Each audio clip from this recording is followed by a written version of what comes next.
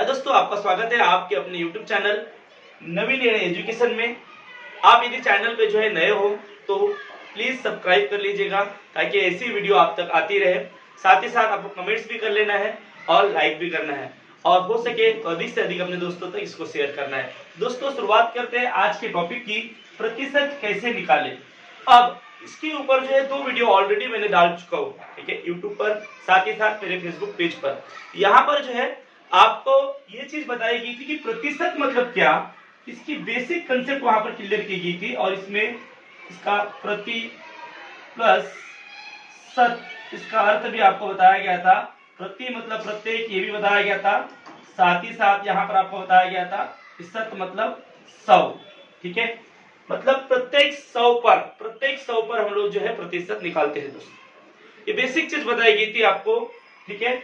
अब इसी के बेस पर प्रतिशत कैसे निकालना है उसका एक आपको बेसिक तरीका बताया गया था। आज मैं आपको उसका एडवांस तरीका बताता हूँ, ठीक है।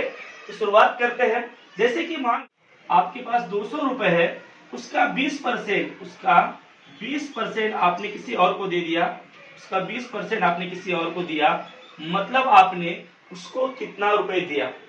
अगर ऐसा प्रश्न है तो इसको बेसिक तरीके से मैंने आपको बताया था कि परसेंट जो है इसका मतलब ही होता है 1/100, ठीक है।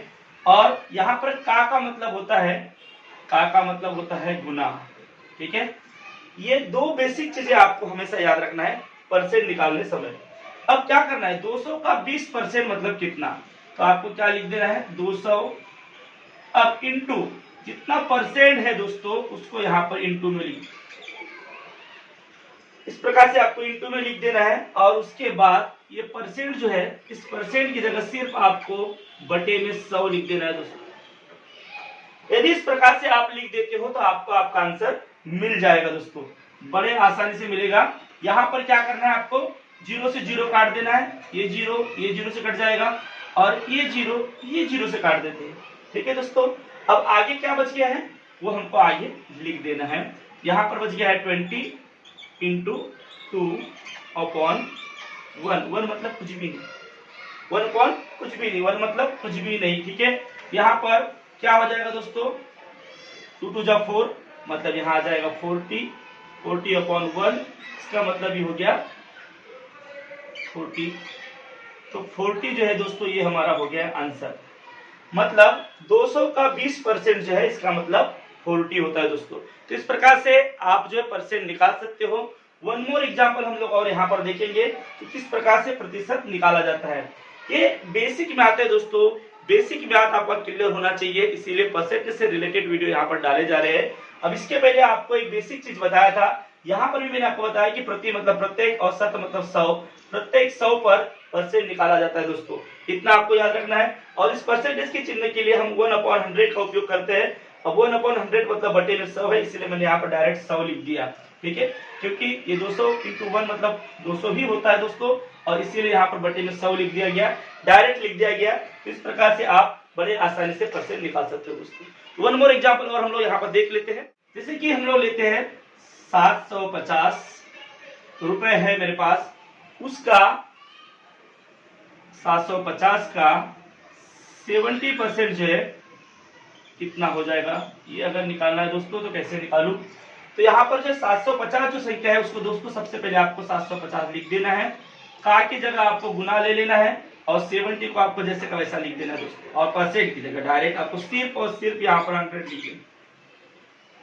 बड़ा आसान है दोस्तों परसेंट निकालना। इस प्रकार से 750 और का की जगह गुना लिख देना है और यहाँ पर 70 और परसेंट की जगह जो है यहाँ पर बटे में 100 लिख देना है दोस्तों, क्योंकि 1/100 का मतलब ये होता है इधर बटे में 100। तो इस प्रकार से लिख देना है। अब यहाँ पर ये 0 कट जाएगा, ये 0 कट जाएगा, मतलब 7 5 35, 35 की 5, हासिल का 3, 7 7 49 और 52 52 बटे 1, मतलब ये हो गया 525 दोस्तों। आंसर आ गया 525, 525 दोस्तों, ये हमारा आंसर है। मतलब 750 का 70% जो है वो 525 हो जाएगा।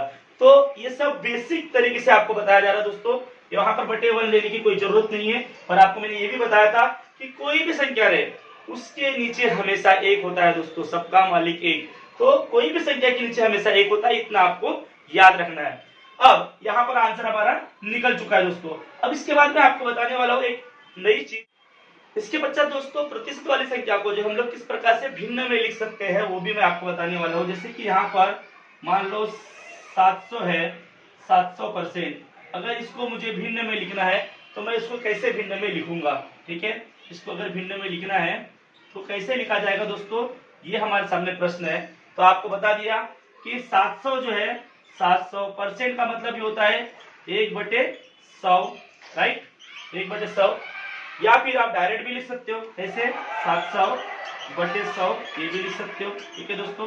ये दोनों भी तरीके जो है, ये पहला तरीका है और ये दूसरा तरीका है, इसको आप उपयोग में ला सकते हो। इसका भी मतलब वही हो जाता है 700/100। अब दोस्तों ये 2 0 कट जाएगा, यहाँ पर आ जाएगा 7/1, 7/1। इस प्रकार से आप उसको भिन्न में लिख सकते हो, ठीक है। और यहाँ पर भी जो है 2 0 कट जाएगा, यहाँ पर भी 7/1 ही आएगा। तो इस प्रकार से आप भिन्न में लिख सकते हो। और उसको दशमलव में लिखना है तो भी आप बड़े आसानी से लिख सकते हो। 1 का 7 7, ठीक है।